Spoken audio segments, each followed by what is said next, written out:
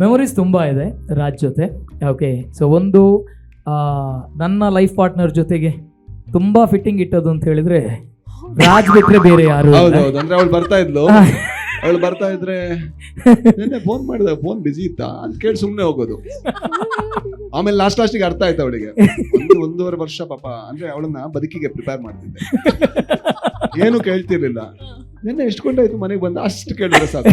ಮತ್ತೆ ಅನ್ಫಾರ್ಚುನೇಟ್ಲಿ ನನ್ನ ಎಲ್ಲಾ ಫ್ರೆಂಡ್ಸ್ನ ಹೆಂಡತಿಯರು ನನ್ನ ನಂಬ್ತಾರೆ. ಒಬ್ರು ನಿಂತಿದ್ದಾರಲ್ಲ ಬಾಲಣ್ಣ ಅಂತ, ಅವ್ರ ಜೀವನ ಹಾಳು ಮಾಡ್ಬೋದು ನಾನು 5 ನಿಮಿಷ. ಮಾಡಲ್ಲ. ಏನ್ ಮೇಡಮ್ ಬಾಲಣ್ಣ ಒಂಥರ ಈಗ ಮಿಂಚಿಂಗು ಅಂದ್ರೆ ಅಲ್ಲಿ ಕತೆ ಮುಗಿತು. ಮಿಂಚಿಂಗ್ ಅಂತ ಅವ್ರು ಚೆಕ್ ಮಾಡ್ತಾರೆ. ಜಗಳ ಮಾಡಿದುಂಟಾ ನಿಮ್ ವೈಫ್? ಅಯ್ಯೋ ತುಂಬಾ ಇದೆ. ಆಫೀಸಿಗೆ ಬರ್ತಾ ಇದ್ದಂಗೆ ನಿಮ್ಗೆ ನಡ್ಕ ಶುರು ಆಗುತ್ತೆ ಅನ್ಸುತ್ತೆ.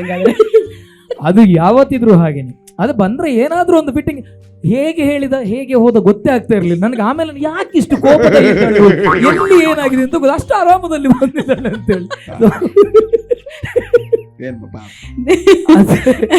ಇವತ್ತೆಲ್ಲ ನಾಳೆ ಮದ್ವೆ ಆಗ್ತೀನಿ ಅಂದಿದ್ದಾರೆ, ನೀವೆಲ್ಲ ರೆಡಿ ಆಗಿರಿ. ಅಲ್ಲ ಸಾಧ್ಯ ಇಲ್ಲ.